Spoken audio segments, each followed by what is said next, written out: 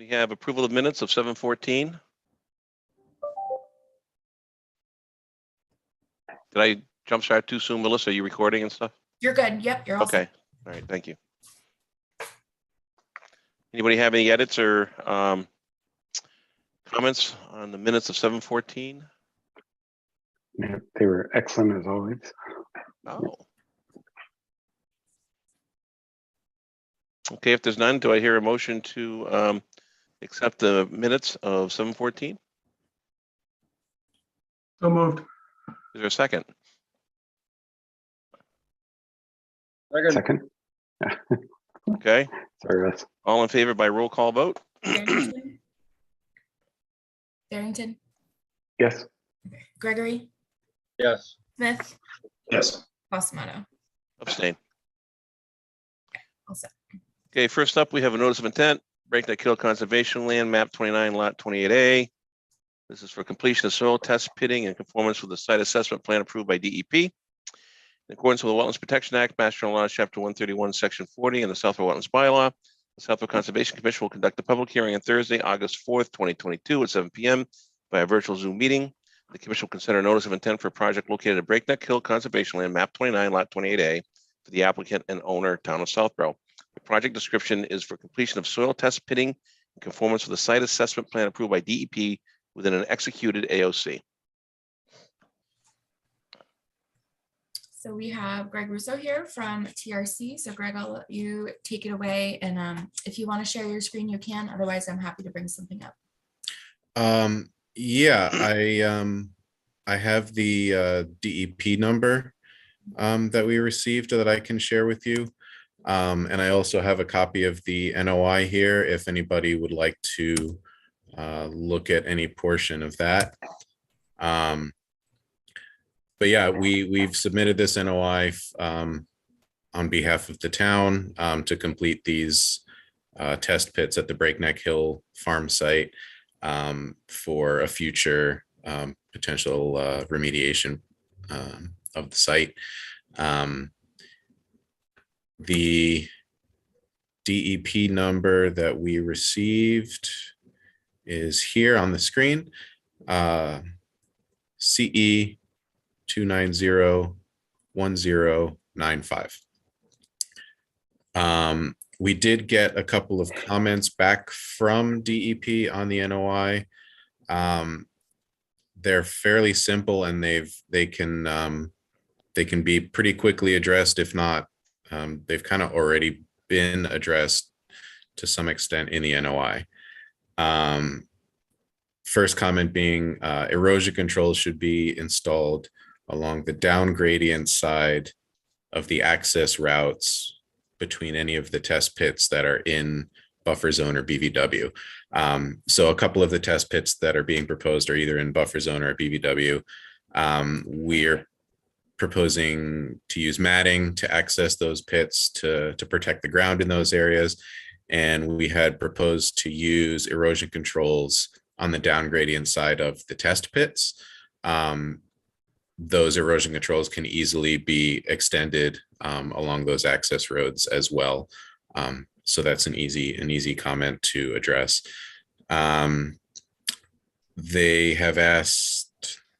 They recommended that a short description of the in situ BVW restoration protocol should be provided. This is also kind of already addressed in the NOI. Because these are just test pits, we're not doing like a full restoration of the entire site yet at this point. We're just doing test pits. The NOI describes that the soil will be, the pits will be backfilled when they're done, and they'll be stabilized as needed. Just right there where they were dug.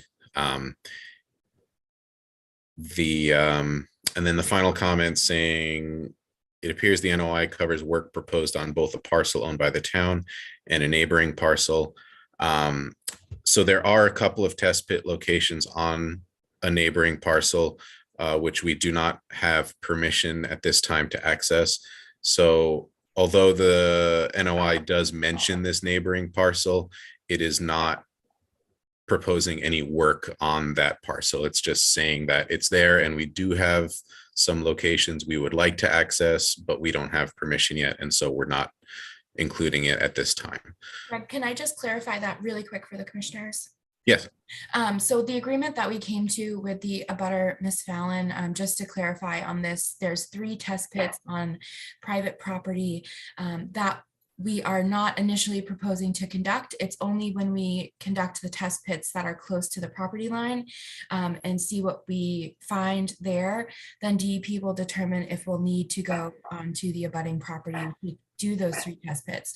And at that time, Alexis and through myself and herself and her engineer will be out there to also evaluate. And if needed, they have kind of stated that they will sign that access agreement only if those 3 are needed in the future. So the first is working on Breakneck Hill and then doing those 3, and the both DEP is aware and okay with that process to move forward, just so everyone knows. Even though they made this comment? Yeah, so I think the wetlands section isn't always included in the ACO discussions. So Judy had kind of been familiar with the process, but I don't know who the reviewer was on this particular one. So these are kind of their basic comments. Okay. Thanks. Yep. So yeah, so with that, I'm happy to entertain any questions that any of you might have on the NOI that we've submitted. And we're hoping to get approval from you all tonight. And like I said, I do have the document here if anybody has any questions or would like to see any part of it or would like to see figures or anything like that. Any commission members have any questions? Ben has to step out for a minute, okay? Russ, Kevin, Lara? I guess one question. So just to clarify, this NOI doesn't cover 60 Breakneck. If we have to do those pits over there and the landowner agrees, will they have to come back with the second one? So Or- how we have agreed with DEP to do this is that this this NOI does include 60 Breakneck, but will only be initiated if required further by DEP and the adjacent landowner agrees to sign the access agreement. If the adjacent landowner does not sign the access agreement and it is mandated by DEP, then that's kind of a force majeure clause in that we have tried our best to implement these test pits. And that's something that DEP would then have to take over and then would unfortunately require the abutter to complete those test pits.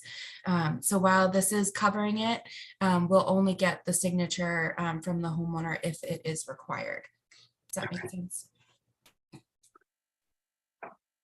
So that means their comments should probably be addressed to assume that it covers those properties. Is that? So and I think what Greg was getting to is that a lot of this is included in the NOI. So those kind of comments have been encapsulated. It's just the formal approval from the homeowner won't come unless it's completely necessary. Thanks. Mhm. So based on your comments, Melissa, if it comes down to it that they don't agree and the test pits are necessary, it could fall upon the homeowner that they would have to do it regardless as demanded by DEP at their cost? Unfortunately, yes, Do they understand that? they do. Yep. And they accepted that? That's why we're doing this in kind of a 2-phase testing.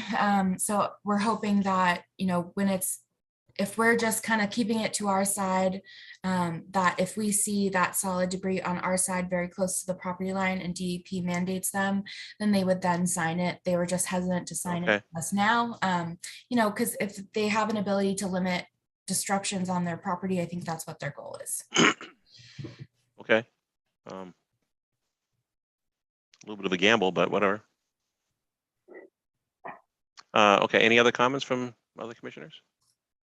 No? Any comments from the public? Please raise your hand and Melissa will let you in.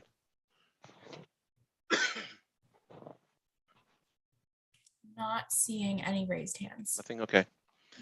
Okay, to that, and we have a DEP number and so forth, so I think we can move forward with a vote to approve the NOI. So do I hear a motion to issue the NOI for Yeah, excuse me, Mr. Chairman. yes, I believe that I'm in a butter and I'm supposed to abstain from this. Although we're all up butters because we all own it, so it's a bizarre situation. good point. Uh, Rush, you do live across the street, is that right? I do. Directly across the street from 60. So if that one kicks in, I suppose. Okay, Mark, there is a hand going up and down, but it's down as of right now. If there is someone who wants to comment, do you want to raise your hand again? Okay, they've left it down. okay.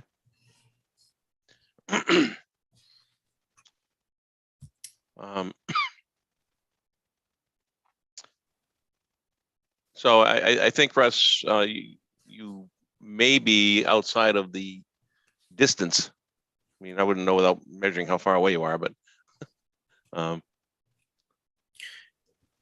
There'll be on a butters list in the NOI. There's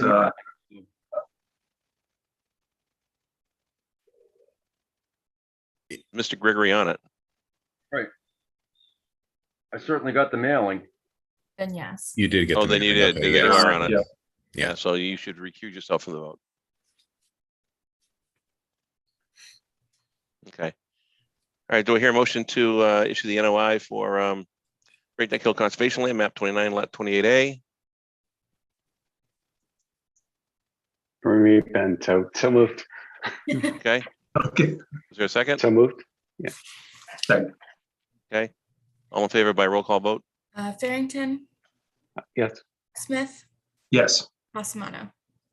Yes. I took Russ right out of it. All right, so we are all set then. Okay. Okay, thank Great. you. Thank you all very much. Have a good evening and stay cool. All right, you too. Bye. All right, next up, notice of intent, 259 Boston Road, map 48, lot 21, stream cleanup of dead trees and debris. In accordance with the Wetlands Protection Act, Mass General Laws, Chapter 131, Section 40, the Southfield Wetlands Bylaw, the Southfield Conservation Commission will conduct a public hearing on Thursday, August 4, 2022 at 7:10 p.m. via virtual Zoom meeting. The commission will consider a notice of intent for a project located at 259 Boston Post Road, map 48, lot 21 for the applicant and owner, Sanofi. Sorry. The project description is for a stream cleanup of dead trees and debris.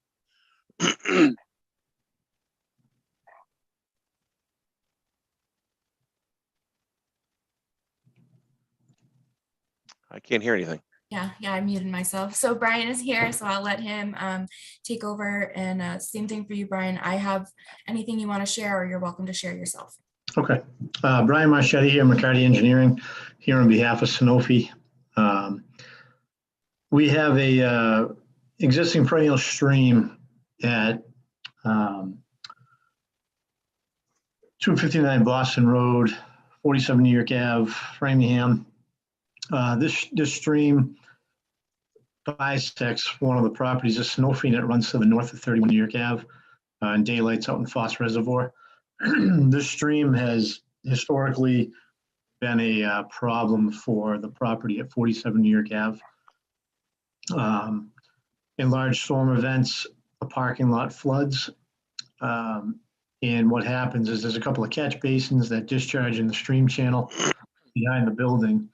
And during large events, it backs up and a large vortex, like 20, 30 feet wide, forms in the parking lot.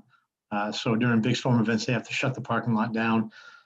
About 5 or 6 years ago, we permitted a project to increase the berm on that side of the property. So the stream was basically dammed up. We did some compensatory storage. That was all restored. Held up well. 5 or so years later now, we're starting to see the problem happening again. So with the Framingham Conservation Commission, we've walked it a few times. Turns out there are several dead trees and branches downstream in Framingham. Basically, it ran all the way to the Foss Reservoir that had fallen and were blocking flow. So that was restricting flows downstream, causing flooding upstream. This condition wasn't discovered until recently.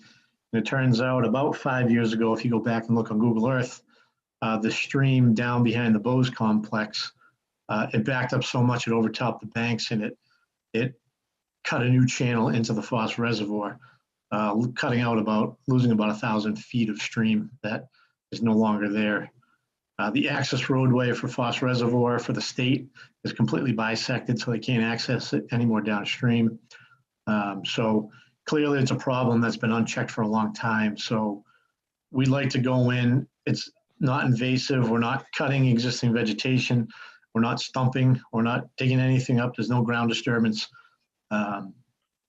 We're just planning on cutting existing trees with chainsaws that are bisecting the stream and removing the dead vegetation in the location of 259 Boston Road, 47 New York Ave, and 31 New York Ave, where we can get near it with a truck. We'll take the logs and debris out, and then beyond the property, closer to 33 New York Ave, where we can't get to access by vehicle. Framingham's allowed us or directed us to just drag the debris up to the top of the bank out of the way so it doesn't fall back into the stream. So all we're really proposing to do here is pick up sticks and dead trees that have fallen into the stream channel. South Grove is only about 50 feet of stream channel. And I did email Melissa a picture of pretty much literally the one pile of sticks that have dammed up right in front of the culvert where it daylights. And that's really all the work that's going to be done in Framingham. We initially tried to do this without a notice of intent. As I said, I walked it back in April with Rob MacArthur. And he recommended, just because we were physically walking in the channel and it is a perennial stream, that just to be on the safe side, just file it with both towns, since we're on the, bridging the property, the town line. And pretty much what you see there is what you get. That's the plunge pool, basically where the pipe daylights. And then right on the other side of that pile of sticks is just the rest of the channel where it goes. You can see the stream channel in this location is just covered with invasives. Years ago, we did an invasive program. We did some foliar applications that controlled this for a while, but over time, you know how things go with invasive species, it just goes out of control, and every year it kind of chokes back up. But the invasives really don't impact the stream channel and the flow because they're all above it. We're just planning to remove those dead sticks that are piled up there in the channel. If you have any questions. Any questions or comments from the commission? Can you put that picture back up, please? The last one. So in the foreground, it appears there's a dead tree, and then it's got some other greens growing through it. Is that going to stay? So anything you see like that stick that's right there, we'll take that out. Anything that's dead, that's not anchored to the ground with stumps, we're going to get rid of. We're going to pull it out. If there is a stump in the ground, we're going to cut the limb with a chainsaw and leave the stump in the ground. We're not proposing to disturb any bank that's stabilized. Okay, thank you. Yeah. There's two guys on a maintenance crew, a landscape crew, with chainsaws and gloves, and they're going to be walking down the stream with hip waders. Any other questions? Or any questions from the public? Raise your hand and Melissa will let you in. See any? Okay. This thing's very straightforward. So do I hear a motion to issue the NOI for 259 Boston Road to clean out the stream? I'll move. Just a second. Second. All in favor? Barrington, Yes. Gregory, Yes. Smith, Yes. Pasamato. Yes. All right, Brian, I'll probably touch base with you two on Monday with that. Okay. Fantastic. Thank you. I appreciate it. Thank you, guys. All right, next up. Ooh. Next up here is continued stormwater management permit, notice of intent, 200 Turnpike Road, map 28, lot 3C, construction of warehouse space, salt shed, and other improvements.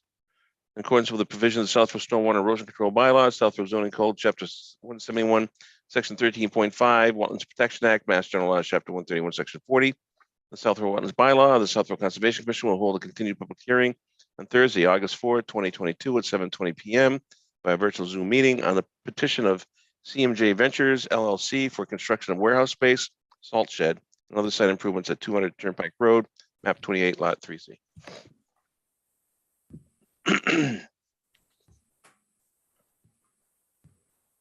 Mr. Chairman, Michael Norris here representing CMJ Ventures. I have submitted a request to the board to continue this. I believe it was for 90-day extension. The reason being that CMJ has changed engineers. Peter Bemis will be the new engineer handling this going forward. And we felt that this would be sufficient time to get everything completed so that when we come back to the board, we'll have a complete application and be able to go forward with the hearing. Okay. Excuse me. We need to continue the hearing to a date certain, or you could withdraw and reapply. We prefer a date certain. Yeah, so Okay. what he's, sorry, Mark, what he's talking about is just the extension for our stormwater decision to act. So all we need to do is continue it to the next meeting on the 25th. I'm confused. What's the 90 days for? The 90 days is because we initially have 90 days to act on a stormwater management permit. So the applicant has signed an extension for an additional 90 days for us to complete the hearing. Right, but to continue the NOI, we have to have a date. We have to move that to a date. Yep. So no, the 90 days that he's just talking about is just extending our deadline to make a final decision. So we're just continuing this till the next meeting on the 25th. Michael's just confirming that he has agreed that we are allowed to continue and we don't have to make a decision tonight, yay or nay. Oh, okay, I got it. Okay. Okay. Anybody else as confused as I was? Not anymore. Sorry about Okay. that. Yeah. It's a lot of behind the scenes stuff that usually doesn't come up. Thank you. Okay. All right, so do I hear a motion to continue this hearing? So moved. No second? Second. All in favor? Barrington, Yes, Gregory, Yes. Smith, Yes. Osamato. Yes. We're good. So thank you, Michael. Thank you. Okay. So let's see, we have 6 minutes until 7:30 for the next public hearing. So let's see. Should we deal with the extension request for 84 Main Street? Sure. So now that we have gotten the site into compliance, we had only issued a 1-year extension last year, which is coming up in September. So to get the final plants in, they're just looking for one they're having trouble finding. They've requested an extension until next year, which they hope to close out next year. What can't they find? American Holly. Sorry? American Holly. You got some? It must be some obnoxious size. I don't know. Any other discussion?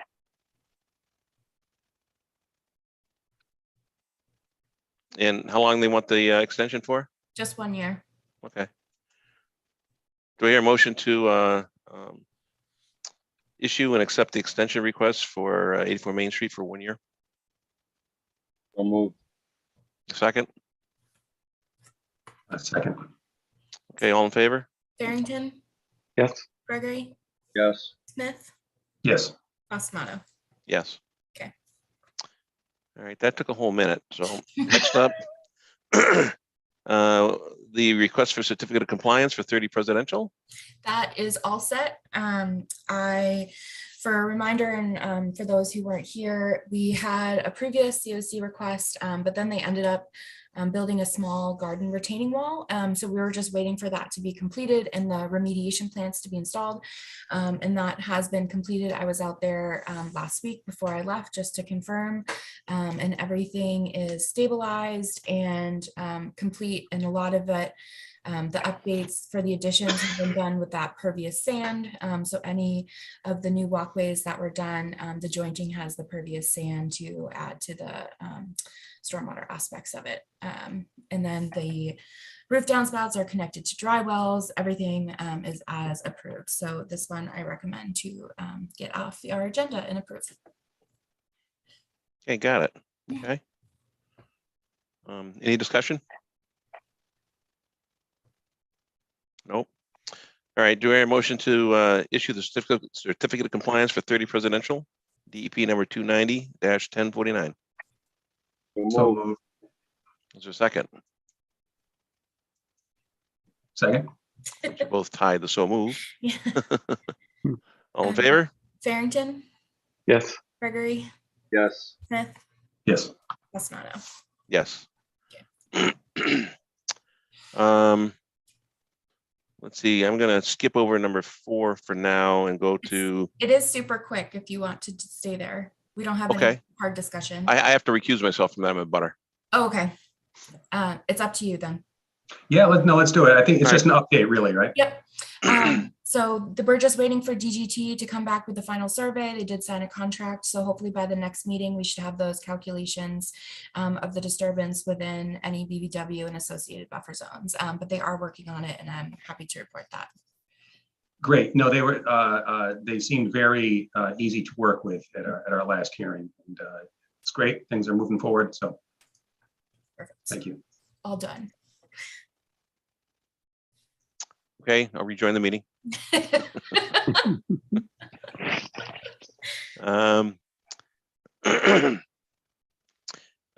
Request for certificate of compliance, 10 Barn Lane, SMP. I think Vito is here to talk about that. So let me move him over if that's okay with you. Say it again. I said, I think Vito's here to talk about Oh. that. So there he is. Hello, good Hey, evening. Vito. All right. Yeah, so we just filed the request for certificate of compliance for the stormwater permits for lots 10, 11, 10, 12, and 14 on Barn Lane. Let's see, I don't know if you've had a chance to review them. I know we had comments initially. We tried to address most of those. I think they put all the cleanouts on. They actually put them on. Instead of just cleanouts, they put the pop-up emitters so that double function as an outlet and also cleanouts. They cleaned up the grass clippings behind one of the lots, and I think we just confirmed a few other items. There was a Yeah. couple items still to discuss, I think. I don't know if there were specific ones we want to go through on each individual lot or one lot at a time or something like that. Maybe one lot at a time would be more. Okay. suitable. All right. Yeah, so we're gonna run into 7:30 in about 30 seconds. Okay. You wanna try So lot maybe we'll 10? put you on ice and come back. Okay, that's good. Is that all way right? we can do all three in a row rather than one, Yeah. splitting them all up. It's just a quick continuance, so it shouldn't take too long. Yeah, we'll be right back with you. All right, sounds good. All right, it's now 7:30, so this is ANRAD for 250 Turnpike Road. And this is it was continued, so let me read it, and let's see. In accordance with the Wetlands Protection Act, Mass General Laws, Chapter 131, Section 40, the Southwood Wetlands Bylaw, the Southwood Conservation Commission will conduct a continued public hearing on Thursday, August 4, 2022 at 7:30 p.m. By a virtual Zoom meeting. The commission will consider an abbreviated notice of resource area delineation for a project located at 250 Turnpike Road, map 27, lot 2A, for the applicant David Ferris Development Group. The project description is confirmation of resource area boundaries, and they have asked for a continuance. to the next meeting, Melissa? Yes, yep. So we're still just working out that basin maintenance issue and qualifying it as a resource area or not. That's the detention basin? Yeah. Got it, okay. All right, do I hear a motion to accept the continued request? Is it to the next meeting, by the way? Yes. We'll move. Here you have a second? The second. All in favor? Farrington, Yes, Gregory, Yes. Smith, Yes. Passamato. Yes. Okay, we can welcome Vito back. All right, I'm back. All right, so I think we could start with lot 10. I could bring up the as-built if you want to see that. Okay, so this was the as-built plan. So there were a couple comments that were made. Just one was about the driveway itself. In the conditions, it was specified that there be treatment, some sort of treatment of the driveway runoff before it got to Barn Lane. And that was because the driveway was proposed to come cutting across the front and kind of go down this direction. So it would have sloped down towards the road. During construction, they ended up putting it in straight, and it actually slopes from the road back into the lot. So none of the runoff reaches Barn Lane, but they did not put in the end treatment was supposed to be a cobblestone with open joints. They did put in cobblestone, but it has that, it's like a mortared joint, so nothing would get through it. But in the end, the runoff does just go across the front lawn rather than going into Barn Lane, which I think was the main goal at the time, was to prevent that runoff from going directly into the roadway. And then the second item was related to the amount of impervious area on site. There is an increase from what the proposed was. The proposed was about 9,800, and there's about 12,000 square feet of impervious. They did add the sports court in the back here, and the patio is slightly bigger. So we did go back through the only calculation that we really changed during this was the adjustment for recharge, because that's the only regulation that changed from the permitting of the subdivision to the time when the lots got permitted. And it'd still be in compliance with the recharge standards, through the dry wells and all the infiltration. So it'd still comply with that, with the increased infiltration. And then there were a couple items that they did address. They put in the outlet pop-up emitter on this outlet here. And I thought that was the only other item with lot 10. I agree. Okay. And then I don't know if you wanted, if there's time to go to the next lot. I think I can try. Anybody have any questions on this? No, okay.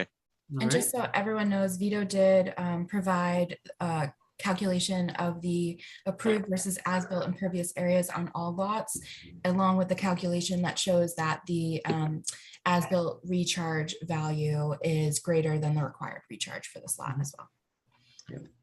Thank you. And let's see, lot 12, I guess. I'll skip. Here we go. Sorry, skipping on my computer here. Okay, so I'm gonna vomit, slow down. Yeah, sorry. Lot 12. So this one was actually very close to the design. I don't think there were many comments on this one. I believe this had the area in the back that cleaned up the lawn clippings, which they did. They added the cleanouts to grade here and on this one up in here.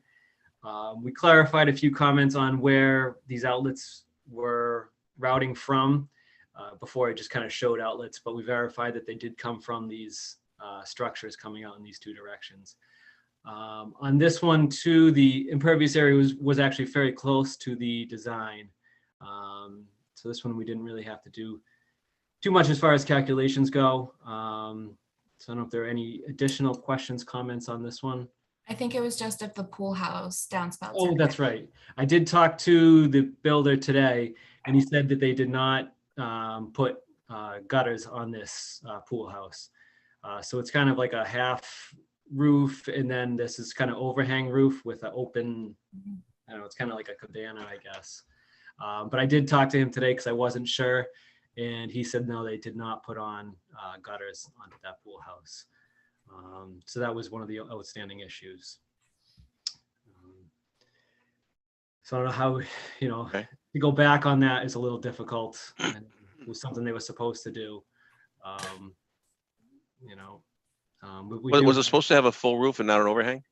It was, this is kind of an overhang roof, so it is Yeah. a roof. It's just open underneath. Yeah. So kind of like this side's open cabana style, and this is more of an enclosed area. Mm-hmm. We did collect a little bit extra of impervious because a lot of the sports court and some of the driveway areas and the patio gets to this area drain, which also goes to the infiltration. So they did collect, not on purpose, but it just worked out that they did collect more impervious area to the dry well than was proposed. So it kind of offset this pool house area. It's not something they intended to do, but when we look back through it, they still collected at least or more impervious area than what we had proposed. Yeah, and there weren't any obvious concerns when I was out there about water not being collected in that area. I think understanding, because this is probably the pool house and the overhang is probably the least amount of impervious from the various sports courts and patios, etc. So at least from my opinion, I think them not being connected isn't a worst case scenario. I think they've gone over with the other connections as well. Yeah, I didn't see any erosion down No. in the back areas or anything like that either. And then, is there any questions on 12, or I'll go to run up to 14? Oh. And then Do we have any questions? oh, sorry. Okay.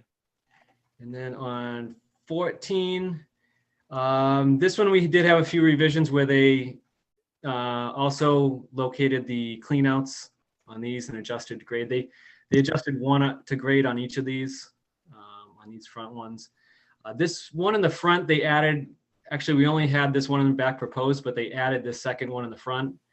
So this is some additional that they put in out there.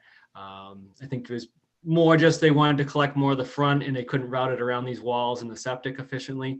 So they just put another one out front. So there's just kind of a bonus of extra infiltration in the front there. This one did have extra impervious also with 14,000 square feet rather than 10.5. And that was mostly due to the pool area out in the back here.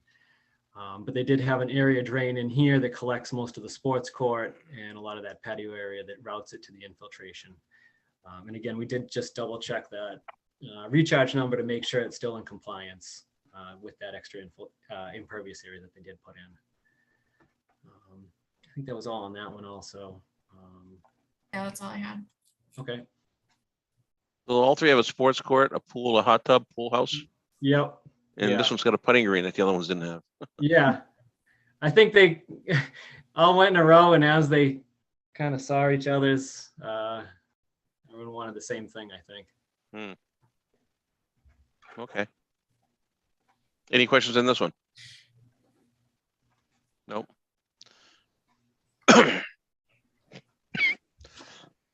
Excuse me. So, can I hear a motion to issue the certificate of compliance for 10 Barn Lane SMP? So moved. Is there a second? Second, All in favor? Barrington, Yes, Gregory, Yes. Smith, yes, Osmanno. Yes. How about the certificate of compliance for 12 Barn Lane? So moved. Is there a second? second, All in favor? Barrington, yes, Gregory, Yes. Smith, yes, Osmanno. Yes. And the third one is for 14 Barn Lane. So moved. Second? second, Barrington, yes, Gregory, Yes. Smith, yes. Osmanno. Yes. All set. All right. Thank you. Okay. Thank you. Have a good evening, Vito. Hi, Thank Vito. you. Hey, good night. All right, next up, 7:40, we're right on time. This is NOI for 259 Turnpike Road. It's a continued hearing.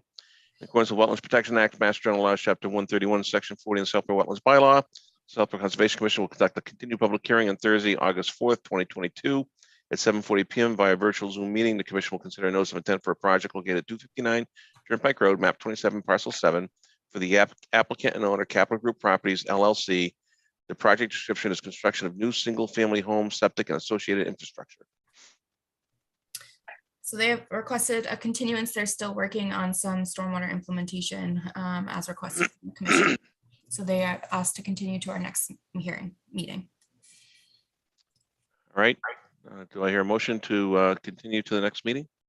So moved. Second, Second. all in favor? Farrington, Yes, Gregory, Yes. Smith, Yes. Passamato. Yes. Okay. I guess we'll bubble up to number 1, which is the contract for peer review from Lucas Environmental. Yes, so our 2-year contract with them is up. So Chris has sent over the new proposed contract, with the main difference being the rate of pay. The last time there was a bump up about $10 and it's the same. So the rate would be $100 an hour for peer review, and up to 50 miles to and from Southborough for mileage reimbursement, where it used to be, I believe, 30. So those are the 2 major changes. The rate proposed is still under market rate, especially for the consultant work that we're getting. So Chris isn't here tonight, but I think, I was comfortable with the contract being pretty much the same minus those 2 aspects. But if you guys have any questions, we can talk about it and discuss the contract in general. So the rate's been the same for the last 2 years, correct? Correct. Yep. So previously, we did year to year to year. There's typically a rate increase each year Mhm. of some small amount. Yeah, so from the last 2 years, the rate has gone up $10 an hour for this year. And is this a 1-year or 2-year contract? It is a 2-year contract. A 2-year contract, okay. So that makes a difference in my mind. Okay, anybody have any questions? Any discussion on this? No? Okay. Do I hear a motion? Excuse me. Do I hear a motion to accept the contract for peer review for Lucas Environmental for the next 2 years? So moved. A second. Was that a second, Russ? Yes. Second. Okay. Sorry, you cut out. Farrington, yes, Gregory, Yes. Smith, Yes. Passamato. Yes. All right. Check. Okay. Next up is Chestnut Hill Farm Management Plan. So there's no real updates on the management plan. All I wanted to really talk about is that they are trying to do the meeting with the ecologist. And this would just be probably for Ben and any, 1 or 2 other members that might want to go along with Freddie from Open Space and just meeting with them. Mark, for your edification, since you were out last meeting, we also agreed at some point, in the near future, once we get off the update of the management plan and meeting with the ecologist, having the commission go out with the trustees and just touring the property since everything is done again.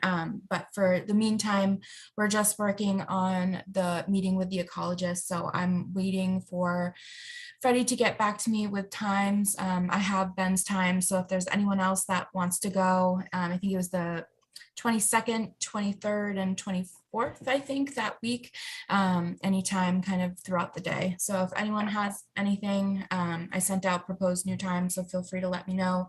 Otherwise, I will just kind of work with those few people we kind of determined at the last meeting. And I'll Okay. follow up when we want to do a whole commission site visit together, which I think would be good. Now, if there's more than, if there's 4 and more, we're gonna have to post it. Yep. Yeah, okay. In the times I was confused, is it to hone in on a specific hour or 2? Yeah, yeah, Okay. So it isn't like an open house anytime during, no, okay. Yep. Yeah, if you have, I think an hour is more than enough. Okay. So let me know at the end of August. So we have a little bit amount of time to figure it out. But Yeah, maybe it won't be 100 degrees and 75% humidity. that'd be nice. Okay. Any other discussions on that? No. All right. Next up is Scenic Road Bylaw discussion. So at the last meeting, we had Marnie Houlihan from the planning board do a brief presentation about their scenic road bylaw that they're bringing before town meeting, and they requested if the Conservation Commission would like to be a co-sponsor. Based on their PowerPoint that they showed, it seemed like in the past, the last one was, I think, in the mid 80s, that we approved other scenic roads. And so the goal is to kind of take the roads that have been built up into the early 2000s, I believe, to designate them as scenic roads. And previously, the commission has been the ones who's brought that scenic road town meeting warrant articles forward in the past. This year, it's planning board. I believe the historical commission has also agreed to co-support the article, and the planning board just would like to know if the Conservation Commission would like to as well, and would only really entail us kind of being there to support them at the podium during town meeting, and kind of any basic support like that. So we wanted to wait for you, Mark.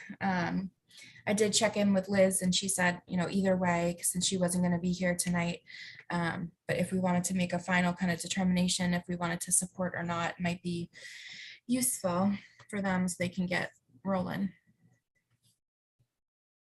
So discussion at last meeting, what was the sort of general sentiment of the board? I don't know if we had any yays or nays, either hard. I don't know if anyone wants to pick up with their point of view.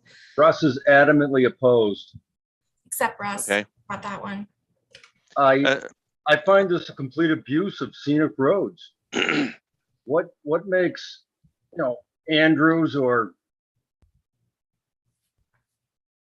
so let's look at Presidential or Sadie Hut as compared to Sears Road. Sears Road is a scenic road. It's antique, and I think that was the backbone of what this was originally designed for. And I was appalled to hear that every road built up until 1980 was already designated as a scenic road.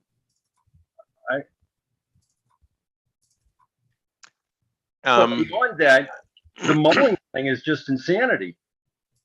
The background on this is that they want to have control over removal of any town tree, and I don't believe that they even know what a tree is. I was down on Lover's Lane the other day, and I saw a posting on a 2-inch caliper tree. That's not a tree. As it's sitting directly next to another tree. This is going to be a sucker. It's going to be a nuisance for the town. Yeah. So I just pulled up quickly the presentation that we saw at the last meeting. So these would be the 68 roads that would be added to the scenic road designation. Yeah. So my road's on it. My road's not scenic. There's nothing scenic about it. I think the use of the word scenic is really regrettable in this context. It's basically, it shouldn't be called we're stuck with the terminology from years past. It's really a bylaw to try to rationalize the process by which trees can be removed from public ways in Southborough. Right now, there's a whole bunch of confusion about what the current state of the bylaw is, what the requirements are, how the hearings are held. It's just kind of a big mess. The part of it that I'm in support of is cleaning that mess up a little bit. It's funny, Russ just mentioned Sears Road. On Sears Road, there's a tree posted right now. It's 6 or 8-inch caliper, and it's been dead for 10 or 15 years. It's just dead. Not a living piece of vegetation on it. And it's posted for removal, so I think that's silly. I do think, having seen some trees taken down, there's one I'm aware of. It was a 36-inch oak tree taken down from within the right of way, not a road that I would necessarily call scenic, but I would call it a beautiful tree that was left when the subdivision was put in. That's what I would like to see go before the planning board. So it's, I think it's an imperfect situation. I'm more in favor than not, but it's not a, you know, I'm certainly not all in, I guess, and I'll leave it at that. Yeah. You know, I'm not in favor of trying to leverage something that is broken to try to fix something else, if you follow me. You know, every road in my neighborhood is on that list, of which many of the house lots, you know, down the street from me have 0 trees anywhere near the edge of the road.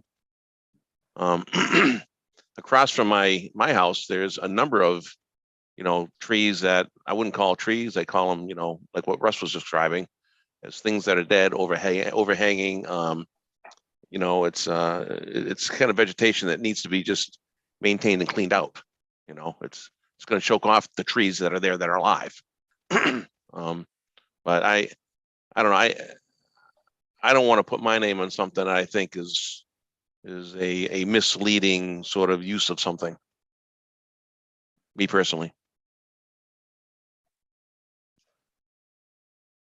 I mean, I kind of support, you know, having the town take care of, you know, trees that are in fact in trouble on various roads. I think Russ said, you know, don't ride around town and look up. You know, and be happy you have a roof on your car if you do. Should something fall down, but Yeah, I guess. So I live on Flag Road. It's been a scenic road since the 70s or whatever, but we've had, you know, DPW just walk down the road and just points at trees and say, take that one, take that one, take that one. We had a 56-inch tree taken down at the end of down by the Route 9 end.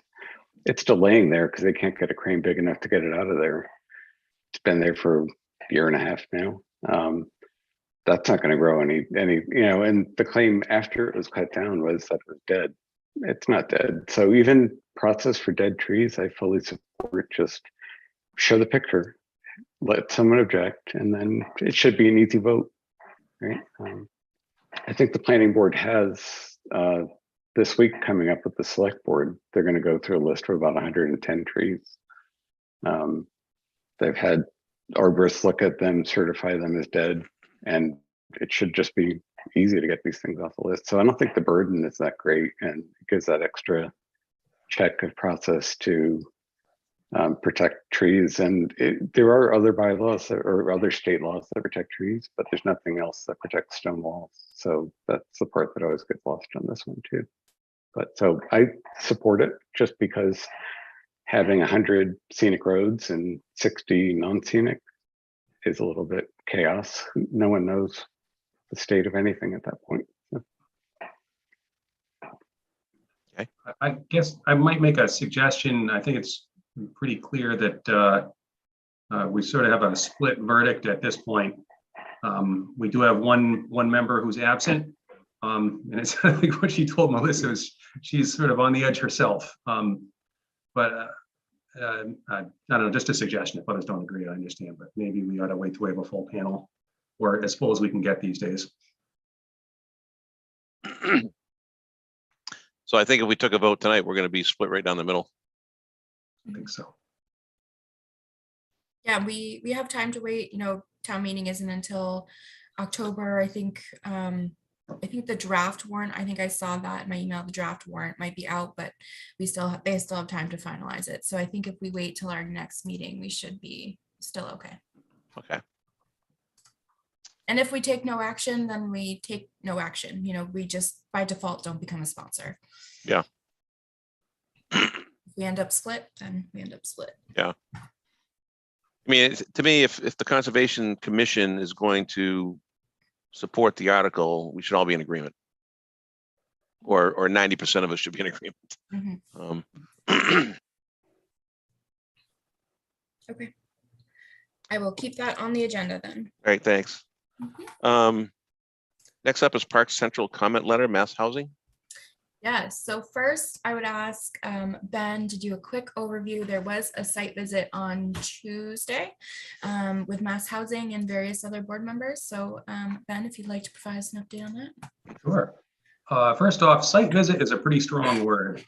Kevin was there also. We stood next to the site and we could see it from where we were standing, but we weren't actually allowed on it. So why we didn't just meet at town hall in a nice air conditioned room, I don't know, but we stood there for an hour and a half in the blazing sun and talked about the project. The stage that it's at right now, the applicant, Capital Group Properties, has submitted 3 alternative plans to mass housing. The one that we've seen, I think, is their preferred alternative at this point. It's it's a de novo filing. It's not a modification of their previous design. So they've, I don't know what depth you've gone through the application package, but they now propose 4 buildings that are 3 stories of garden apartment style ownership units above bottom floor of parking.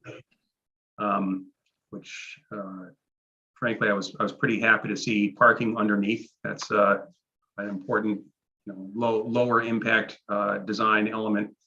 There's some discussion about possibly adding solar to the top of the buildings. They are a flat roofed building. I hit them with my blue roof spiel because they are a big flat roof, and I think they're going to look into it a little bit. I think this is an appropriate and actually a great site for it, and I think be beneficial to all the various stakeholders. The questions were asked about this is being proposed on 17, almost 18 acres of a site that I want to say is between 80 and 100 acres in total. So the obvious question is there an intention to do further development? We didn't really get a clear answer on that. I did ask the proposed sewage treatment facility is in the same locale as was proposed in the previous project, and they mentioned it sounded at first like they were going to reuse the existing design, which of course would be grossly oversized for what's now proposed, but they're going to redesign it specifically for 200 units. So they're not building out the septic in anticipation of something else at this point. Let's see, another question was about the roadway. It's being built to the planning board's standards for a public way. So they're certainly not precluding the possibility of further development on the site. We were told that due to, this isn't necessarily our purview as much, but just of general interest, due to the topography of the site and preserved vegetation and existing vegetation behind the houses on Tara Drive, that the buildings would not be visible from those houses except possibly during the winter time. They reaffirmed that as a 40B filing, they are exempt from our local bylaw, and they will be seeking a waiver from it in its entirety from the Zoning Board of Appeals, which under Chapter 40B, the ZBA is empowered to grant. Trying to think if there's anything else that I've missed here. That would be for both our wetlands protection by town bylaw and our stormwater bylaw, both. Yep. Yeah. That's correct. And so it's the act only. Right. That being said, having gone through the plans myself, they're certainly not too far away from being compliant with our local bylaw. I didn't really see any encroachments within the 20-foot no touch. The only question, because there isn't a stormwater report at this point, is something we were concerned about in previous incarnations, which is the groundwater infiltration, which is something I would suggest we perhaps list as a concern in our letter, that they match the the existing conditions infiltration with their proposed design. And so because this is such a preliminary design, at this point, it's just a pretty picture. We didn't see any engineering work behind it. We don't know the details. For instance, they haven't sketched out a single detention basin. So we don't know the details of the drainage design at this point. Nor I think do we really know the extent of landscaping that may encroach further towards resource areas, that kind of thing. We're sort of still in the dark. I think the most important comment letter that we'll put together is, after Mass Housing has endorsed one of the three designs, presumably this one, we will then review and comment a more fleshed out design, our comments then being submitted to the Zoning Board of Appeals. And I think that's our critical role in the 40B process. Yeah, so and I did kind of update a draft kind of letter to Mass Housing, kind of outlining what Ben just discussed in terms of there's no stormwater management designs on these plans. Therefore, I just kind of outlined those concerns that I took from the last two denials that were large, mostly regarding the stormwater points, talking about how they had not met the standards 1, 2, and 3, and identifying the proper discharge points at the property boundaries or within the site and not just at the property boundaries. And that they have utilized the resource areas as stormwater features, and that is in a direct violation of, that you cannot detain or impound BVW for stormwater management. Further kind of reiterated that these systems were built prior to 1996, and they have yet to demonstrate any maintenance records. Therefore, they are determined to be resource areas. I did put in there kind of our brief statements about vernal pools, just so it's kind of encapsulated somewhere. And then these also just come from our last denial and the reasons kind of why we denied. So even if the project may not particularly impact all the vernal pools anymore, I think it's still important to call them out. And, providing analysis about mature trees during, it seems like maybe one of the stream crossings had been eliminated possibly, but there's still one off Blackthorn. So during that, how is it going to be restored in situ during, and basically the things that the applicant had not agreed to give to us prior to closing the hearing. So it's things that they wanted to be conditioned upon, but things that we did not believe could be conditioned that we really needed to approve during the hearing. So if there's kind of anything else, I know it's split on 2 pages, it's a little bit difficult to read, that we wanted to add to this. There is one thing that I forgot to mention that was a topic of discussion that we may want to think about including. I think we ought to, which is the site, butts up against several resource areas. While it's great that the paved area is reduced by putting parking under the buildings, there still is quite a bit of pavement. It would be great to see the parking lots broken up with some landscaping that offers shading to the asphalt to prevent heating of runoff as it, immediately before it enters resource areas.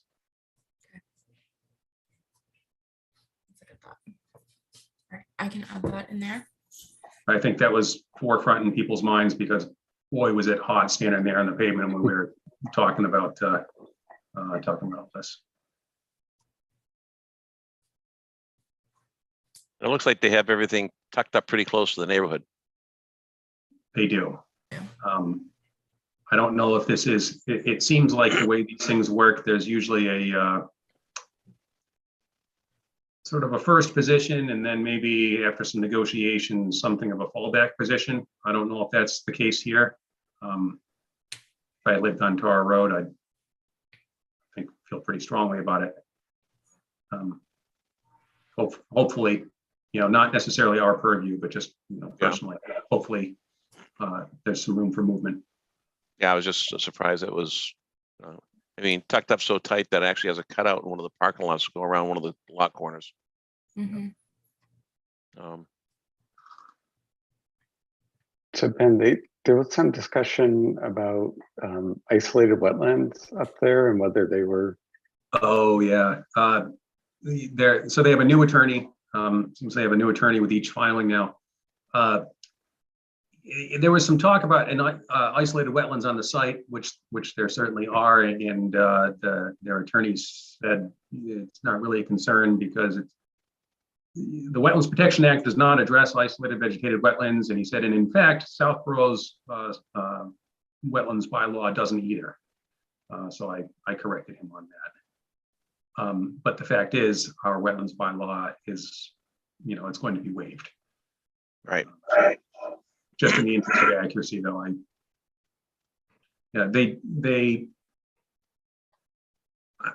I believe they're gonna, when they ask for waivers, I don't think they simply write a sentence, we request a waiver from the entirety of the Southborough wetlands bylaw. I think they have to list the specific sections they're requesting waivers from. So I believe if some redesign gets them closer to an isolated vegetated wetland, they'll at least have to acknowledge that in their request for waivers, I believe.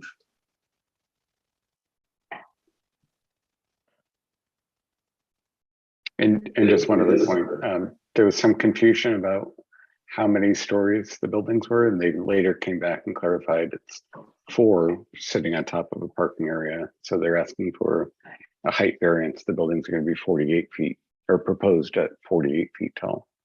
So Now, there 3 stories of residences over 1 story of parking. they came back and clarified that it's 4 stories of residences over 1 story of parking. Huh. At least by the end of the Okay. conversation. Yeah. Okay, I didn't catch that part. They have architectural plans in the, Yeah, let me see. it's those plans are confusing. On one facade of the building, the parking story has a sort of a false front, so it looks like it's residential. And then on the back side of the building, there are some obvious bays where traffic can enter and exit Oh, on that floor. But you're right. The front kind of looks like 3 housing and 1 parking, but it looks like 4 housing, but I think the back is. yeah, although I remember, Kevin, I remember that conversation you're talking about. We should maybe get some Yeah, clarity. by the end of the visit, they were conceding Okay. that it was four over Oh, parking. okay. So, There were also many side conversations going on, of which I yeah, was there were. part of a couple, so I may have missed that. I'm sorry. Okay.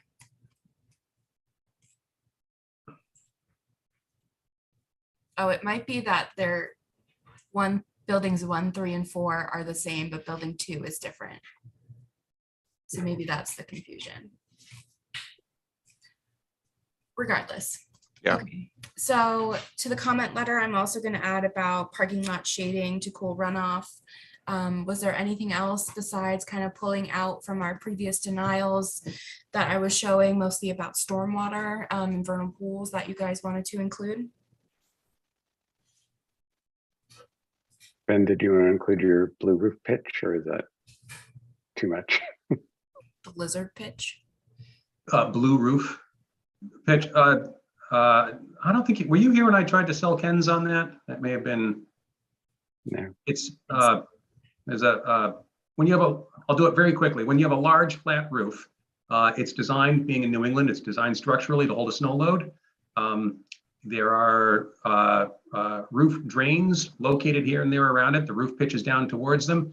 It happens very frequently that you go up there at any time during the year, and some number of the roof drains are covered with a plastic bag or some leaves, and you get a little ponding on the roof.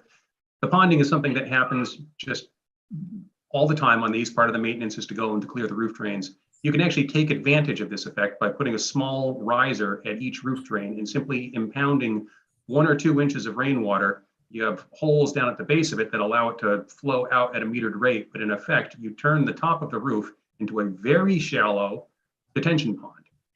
Because it's falling directly on a rooftop, no pre-treatment is required. It eliminates the need for open detention ponds, and decreases the need for subsurface detention, and in fact, all you need is a little bit of groundwater infiltration, which again requires no pre-treatment to take place. It's a neat idea. It's taking a long time to take hold, but it's going to slowly become much more popular because it just makes sense all the way around. It makes sense from our perspective, from a developer's perspective. It's actually less expensive. Anyhow, I made the pitch, and Bill DePietri was not there. Bob DePietri was. He seemed intrigued by the idea, and I suspect they're going to at least look into it. You can always put it on that, we could do a recommendation that they at least look at it. Yeah, I mean, so the discussion was the three crucial elements are parking underneath, and then on top solar and blue roof.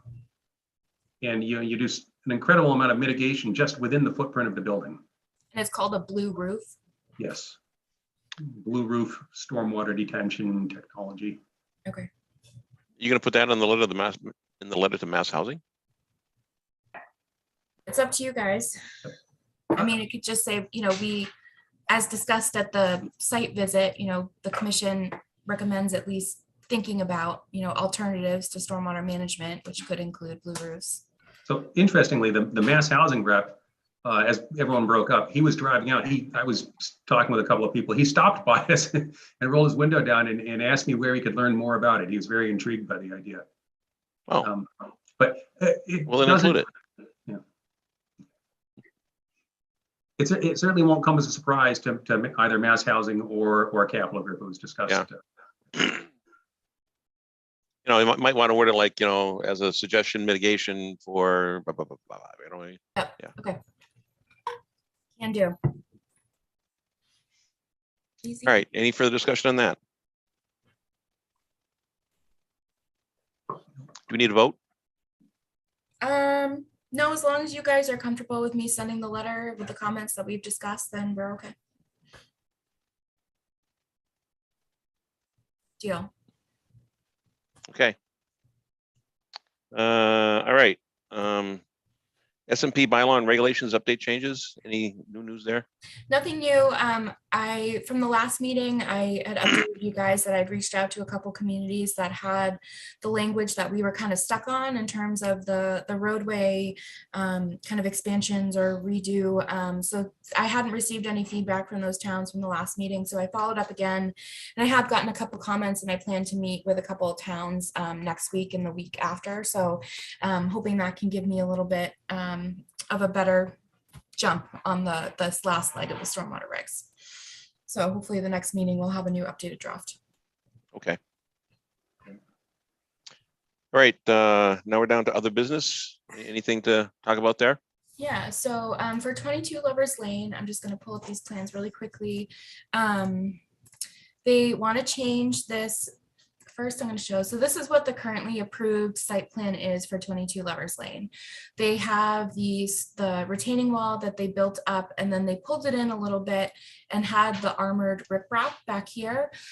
So what they have done is they've actually talked with a new structural or civil engineer, and they have asked if they want to build from a 6-foot wall to a 10.5 foot high retaining wall, so that the grading can more kind of be naturalized and without the additional riprap. So this would all, instead of the riprap being here, it would be up to grade with the wall, and this would be lawn. So no more armored riprap any longer. So it would be, still some grading to the corners here, but this would be flat instead of kind of a pretty steep grade down here with the riprap. So it would also just kind of help with the foundation and the drainage as well, and ensuring that they can get the proper distances over some of the Coltex as well. I wanted to see if there were any questions or concerns on this. I didn't see anything obvious, but if there are other questions, I can definitely bring it back to the builder. So the wall height's going to exceed what is allowed. I mean, the building inspector's gonna have to get involved in this. Yep, yeah, so the building inspector knows, they have, the structural calculations from their engineer. And yeah, this is gonna be vetted through the building commissioner as well. Okay. Yeah, But for that's the us- only comment I have. Yeah, it's still out of the 20-foot.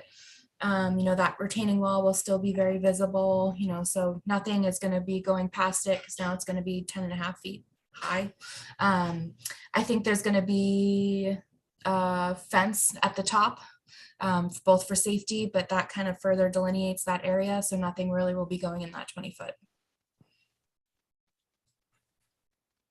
Okay. So all the work's gonna be done from the backside still?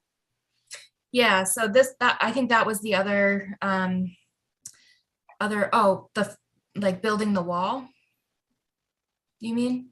Right, or do they need a waiver to work in there in 20? They did not state that they need a waiver. I think that they can, I think the goal is that, so they've redone the bottom, I believe, and they're just gonna be continuing to add. So this back is already pretty low already. So I think what they're planning is to build up the wall first, but without going in the 20-foot. I think they can still work within their erosion control barrier, because they have yet to go past it. And then that would also provide some added benefit of pouring the foundation as well. There's a little bit more space to work with.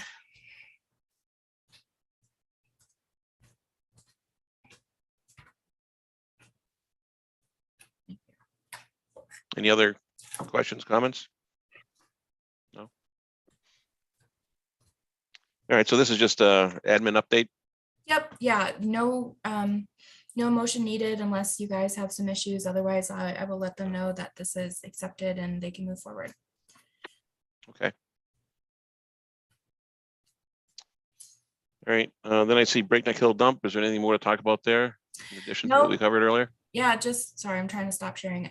Just since we approved this, we're gonna talk with Taylor early next week to get moving on the schedule for when we're gonna get those test pits in, hopefully in September. So this will be fast paced. Okay. And update on administrative assistant. I am very happy to announce that our recording secretary, Laura, has accepted the position as administrative assistant. So she will be starting in September, and I am very excited for that. Fantastic. So she does a mean set of minutes, and she will continue to do a mean set of work in our day-to-day lives as well. Great. Any update on any, new member applications? No, I believe Vanessa, the assistant town admin, was going to post on the town pages asking for volunteers. So she was going to push that out this week. So I'll check on that on Monday when I get back in the office. But if anyone knows anyone, I think Russ is itching to leave. So He just threats. That's all it is. It's a threat. yeah, he threats a lot. It's been a long threat history though. He's got a new Park Central to see its way through now. That's right. He did say that he was going to stay through Park Central. So now that the clock has started again. I can't even believe this. He has a Sorry, passion for Park Central. Yeah, you're stuck with us. Are you vacationing at your home or are you someplace else? I was in Western Mass and I came home today to my lovely air-conditioned house. So Okay, better Wi-Fi here. got it. All right, I think that concludes our business. I think so. All right, so I hear a motion to adjourn. So move. I'll second. Okay, all in favor? Barrington, Yes. Gregory, Yes. Smith, Yes. Postmato. Yes. Beautiful. All right, everyone. Have a wonderful night. Yep, you as well. Joe, it was exciting for you. Yes, exciting.